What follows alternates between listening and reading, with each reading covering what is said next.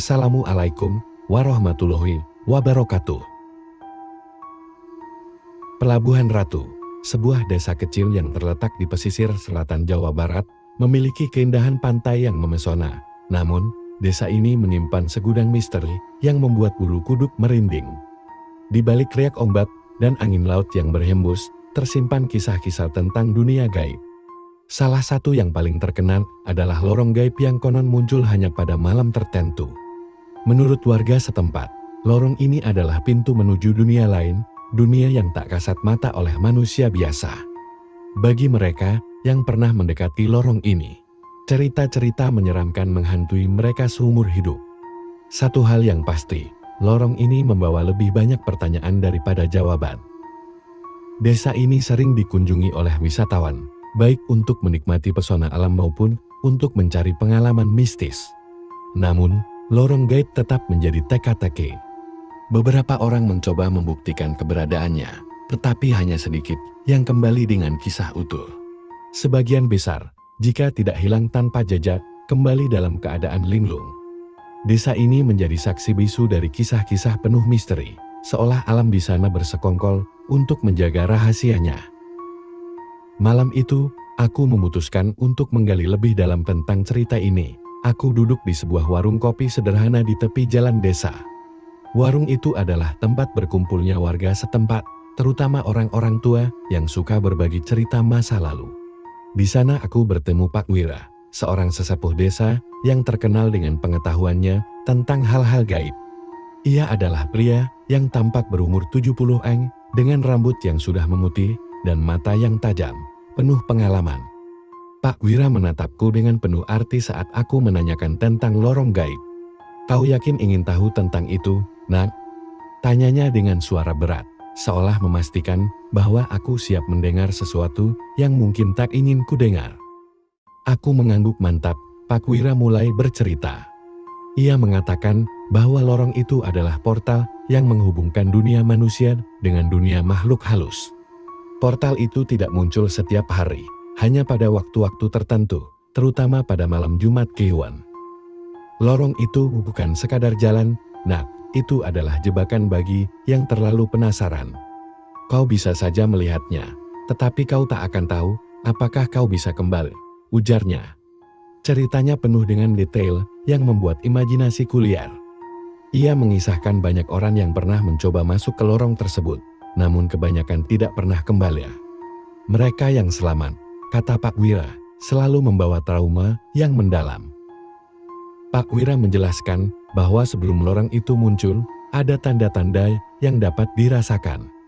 Suara deburan ombak di pantai berubah menjadi seperti tangisan, bukan tangisan biasa, melainkan suara perempuan yang melolong panjang. Udara di sekitar pantai menjadi dingin menggigit, bahkan lebih dingin dari malam biasanya. Anehnya, bau dupa sering tercium di udara, meskipun tak ada yang terlihat membakar dupa di sana. Jika kau merasakan tanda-tanda itu, sebaiknya kau berbalik dan menjauh. Jangan pernah mendekat, ujar Pak Wira. Ia melanjutkan bahwa lorong itu tidak selalu terlihat oleh mata biasa, terkadang hanya orang-orang tertentu yang mampu melihatnya. Mereka yang memiliki pembawaan khusus akan lebih mudah tersesat di dalamnya. Dan jika kau mendengar suara memanggil namamu dari arah lorong itu, abaikan, itu bukan manusia, tambahnya dengan nada serius. Cerita Pak Wira membuat suasana malam itu semakin mencekam. Angin malap yang berhembus pelan terasa seperti membawa pesan-pesan gaib. Aku mulai memahami bahwa lorong gaib ini bukan sekadar mitos, melainkan sesuatu yang diyakini benar-benar ada oleh warga desa. Warga desa Pelabuhan Ratu sudah sejak lama mewariskan peringatan kepada anak-anak mereka untuk tidak keluar rumah pada malam-malam tertentu, terutama malam Jumat Kliwon. Mereka percaya bahwa malam itu adalah waktu di mana dunia gaib paling aktif. Bahkan para nelayan yang biasa melaut pada malam hari memilih untuk tidak keluar pada waktu itu. Namun, di tengah kehati-hatian warga, selalu ada orang-orang yang mengabaikan peringatan tersebut. Salah satunya adalah Jaka, seorang pemuda yang dikenal nekat dan tidak percaya pada cerita-cerita mistis. Jaka sering mendengar kisah tentang lorong gaib dari orang-orang tua di desanya, tetapi ia menganggapnya hanya sebagai dongeng untuk menakut-nakuti anak-anak. Baginya, lorong gaib tidak lebih dari cerita yang dibuat-buat untuk menjaga agar orang-orang tidak berkeliaran di malam hari. Pendekatan Jaka yang skeptis membuatnya berbeda dari warga lainnya. Ia adalah sosok pemberani, atau mungkin lebih tepat disebut keras kepala. Ketika semua orang memilih untuk menghindari pantai pada malam tertentu, Jaka justru merasa itu adalah waktu yang tepat untuk membuktikan keberaniannya. Ia berencana untuk pergi ke pantai pada malam Jumat Kliwon berikutnya dan mencari lorong gaib yang diceritakan oleh banyak orang. Jaka adalah seorang pemuda berusia 20-an yang selalu menantang batasan. Ia tidak percaya pada hal-hal yang tidak bisa ia lihat atau sentuh dengan tangan. Baginya, cerita tentang lorong gaib hanyalah dongeng masa lalu, sesuatu yang diceritakan untuk menakut-nakuti orang agar tidak keluar malam. Ia menganggap dirinya lebih modern, tidak terikat oleh mitos atau kepercayaan kuno. Namun, di balik sifat keras kepalanya, Jaka adalah pemuda yang dihormati karena keberanian dan kecerdasannya. Ketika Jumat Kliwon mendekat, Jaka mulai membuat rencana. Ia mempersiapkan segala sesuatu dengan detail. Ia membeli senter besar, membawa ponsel dengan baterai penuh, serta membawa makanan dan minuman untuk berjaga-jaga jika ia harus menghabiskan waktu lama di pantai. Ia bahkan meminta seorang temannya, Ardi, untuk menemaninya. Namun, ketika Ardi mendengar bahwa tujuan mereka adalah mencari lorong gaib, ia langsung menolak dengan tegas. "Kamu gila, Jaka. Jangan main-main dengan hal-hal seperti itu," kata Ardi. Namun, Jaka tidak peduli. Ia merasa bahwa ini adalah kesempatan untuk membuktikan bahwa semua cerita itu hanya tahayul. Jika ia berhasil membuktikan bahwa lorong gaib tidak ada, ia akan menjadi bahan pembicaraan di desa. Dengan tekad bulat, ia memutuskan untuk pergi sendirian pada malam Jumat Kliwon. Malam itu akhirnya tiba. Langit gelap tanpa bintang dan angin dari laut berhembus kencang. Suasana di desa terasa mencekam, tidak ada suara jangkrik, tidak ada tanda-tanda kehidupan malam seperti biasanya. Warga desa sudah menutup pintu dan jendela mereka, mengunci diri di dalam rumah. Jaka berjalan menyusuri jalan desa dengan santai, meskipun hatinya mulai diliputi rasa cemas. Ketika ia mendekati pantai, suasana semakin berubah, udara menjadi dingin, dan bau asin khas laut bercampur dengan aroma dupa yang aneh. Ia merasa ada sesuatu yang mengawasinya, tetapi ia tidak melihat siapapun di sekitar. Ombak yang biasanya tenang mulai mengeluarkan suara gemuruh yang tidak biasa. Namun, Jaka tetap melangkah, mencoba meyakinkan dirinya bahwa semua ini hanyalah sugesti. Di tepi pantai, Jaka duduk sejenak, menyalakan senternya, dan memandang sekeliling. Saat itulah, ia mendengar suara aneh, seperti langkah kakek yang menyeret di atas pasir. Suara itu datang dari kejauhan, tetapi semakin lama semakin dekat. Jaka menoleh, tetapi tidak ada apa-apa di sana. Ia mencoba mengabaikan suara itu dan memfokuskan perhatiannya pada misinya, menemukan lorong gaib. Suara langkah itu akhirnya berhenti, tetapi digantikan oleh suara lain. Kali ini, suara itu seperti rintihan seorang perempuan. Rintihan itu panjang dan melengking, terdengar seperti seseorang yang menangis dalam kesakitan.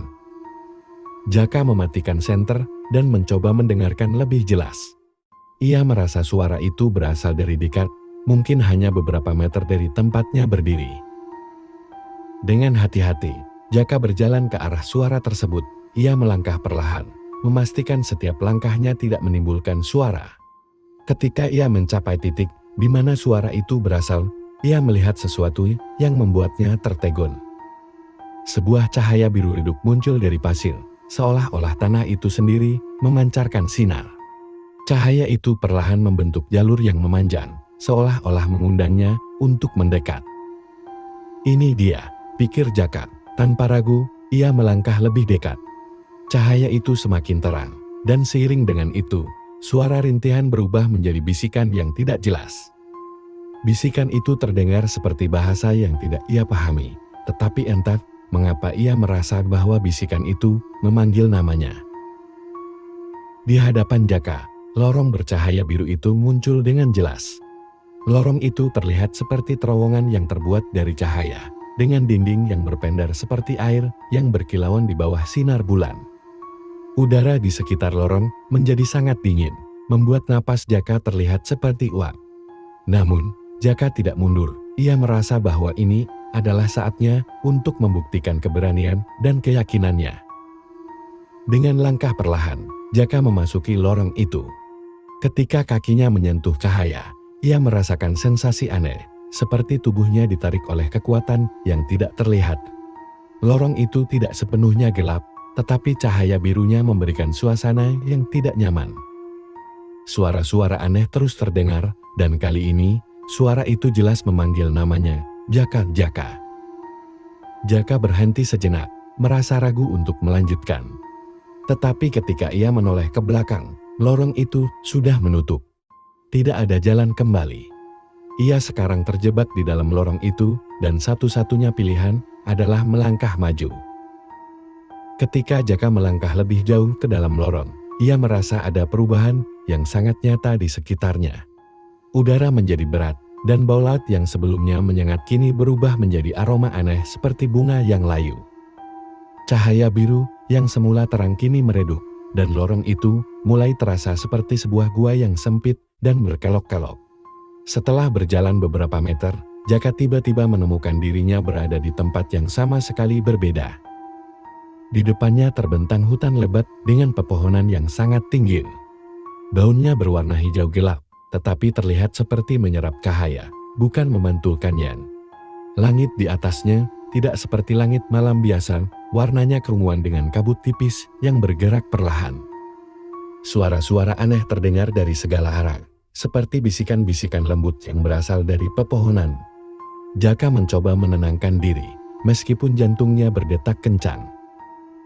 Ia terus berjalan, berharap menemukan sesuatu yang bisa memberinya jawaban. Namun, semakin jauh ia melangkah, semakin aneh dunia di sekitarnya. Tanah di bawahnya terasa lembut seperti pasir, tetapi setiap langkahnya meninggalkan jejak yang bersinar. Seolah-olah dunia ini mengenali keberadaannya. Di tengah perjalanannya, Jaka melihat sesuatu yang mencolok. Di atas sebuah batu besar, seorang perempuan duduk dengan anggun. Rambutnya panjang dan hitam, mengenakan kain hijau yang berkilauan seperti sutra. Wajahnya cantik, tetapi matanya memancarkan kesedihan yang mendalam. Perempuan itu menoleh perlahan ke arah Jaka dan tersenyum tipis. "Kau berani sekali masuk ke sini, anak muda," katanya dengan suara lembut yang terdengar langsung di dalam kepala Jaka. "Apa yang kau cari?" Jaka terdiam, bingung harus menjawab apa. Ia mencoba berkata, tetapi lidahnya keluh. "Lorong ini bukan tempat untuk manusia," lanjut perempuan itu. "Hanya mereka yang tersesat atau dipanggil yang akan menemukan jalan ke sini, dan jarang ada yang kembali." Jaka mencoba mengumpulkan keberanian. "Saya hanya penasaran. Saya ingin tahu apakah cerita-cerita tentang tempat ini benar," jawabnya akhirnya. Perempuan itu tertawa kecil. "Penasaran adalah pintu menuju kehancuran," ujarnya. "Kau tidak seharusnya berada di sini. Tetapi karena kau telah melangkah terlalu jauh, sekarang kau harus membuat pilihan." Perempuan itu turun dari batu dan mendekati Jaka. "Dengarkan aku baik-baik," katanya sambil menatap langsung ke matanya. "Lorong ini adalah jalan antara dunia. Setiap langkah yang kau ambil akan membawa konsekuensi. Jika kau ingin kembali, kau harus meninggalkan sesuatu yang berharga. Jika tidak, kau akan tetap di sini menjadi bagian dari dunia kami." Jaka merasa tubuhnya membeku. Kata-kata perempuan itu terdengar seperti ancaman, tetapi juga peringatan. "Apa yang harus saya tinggalkan?" tanyanya dengan suara bergetar. Perempuan itu tersenyum tipis. "Itu tergantung padamu. Tetapi ingat, semakin berharga yang kau tinggalkan, semakin besar peluangmu untuk kembali." Jaka merasa bimbang. Ia merogoh kantongnya, mencari sesuatu yang bisa ia berikan. Tetapi apa yang dimaksud dengan berharga? Perempuan itu tampaknya bisa membaca pikirannya. "Bukan soal benda, tetapi nilai yang kau berikan padanya." Apa yang paling kau takutkan untuk kehilangan? Saat Jaka mencoba memutuskan, ia merasa ada sesuatu yang mengawasinya. Di antara pepohonan, bayangan-bayangan gelap mulai bergerak. Mereka tampak seperti sosok manusia, tetapi bentuknya tidak jelas. Bayangan-bayangan itu mendekat perlahan, seolah-olah menunggu Jaka membuat keputusan. Perempuan berbaju hijau itu menoleh ke arah bayangan-bayangan itu dan berkata, "Waktumu tidak banyak. Jika kau terlalu lama, mereka akan membawamu." Jaka panik. Ia merasa waktu berjalan lebih cepat di tempat ini. Dengan tangan gemetar, ia membuka tas kecilnya dan menemukan gelang warisan dari ibunya. Gelang itu adalah satu-satunya peninggalan yang ia miliki sejak ibunya meninggal dunia. Ia merasa berat untuk melepaskannya, tetapi suara perempuan itu kembali terdengar. "Itu cukup berharga. Tetapi, apakah kau siap?" Jaka menutup matanya dan menarik napas dalam-dalam. Dengan hati yang berat, ia menyerahkan gelang itu kepada perempuan tersebut. Perempuan itu menerimanya dengan lembut, lalu berkata, "Pilihanku telah kau buat. Sekarang, jalanmu akan terbuka." Perempuan itu mengangkat tangannya, dan cahaya biru yang familiar muncul di sekitar Jaka. Cahaya itu membentuk lorong yang sama seperti sebelumnya. Tanpa berpikir dua kali, Jaka berlari ke arah lorong tersebut. Ia merasa tubuhnya ditarik dengan kuat, seperti terhisap oleh angin besar. Dunia di sekitarnya mulai berputar, dan pandangannya menjadi gelap. Ketika ia membuka matanya, ia berada di pantai. Matahari baru saja terbit, dan suara ombak kembali terdengar normal. Namun, Jaka merasa tubuhnya lemas, seolah-olah ia telah berjalan selama berhari-hari. Ia melihat ke tangannya dan menyadari bahwa gelang ibunya telah hilang. Sejak kejadian itu, Jaka menjadi pribadi yang berbeda. Ia tidak lagi meremehkan hal-hal yang dianggapnya sebagai mitos atau tahayul. Kehilangan gelang itu membuatnya sadar bahwa ia telah menyerahkan sesuatu yang jauh lebih berharga dari sekadar benda fisik. Ia merasa kehilangan bagian dari dirinya sendiri. Jaka mulai memperingatkan orang-orang di desanya tentang bahaya lorong gaib. "Percayalah, itu bukan sekadar cerita. Jika kau melihatnya, jangan pernah mendekat," katanya kepada siapa saja yang mau mendengarkan. Kisah Jaka adalah pengingat bahwa tidak semua rasa penasaran harus dituruti.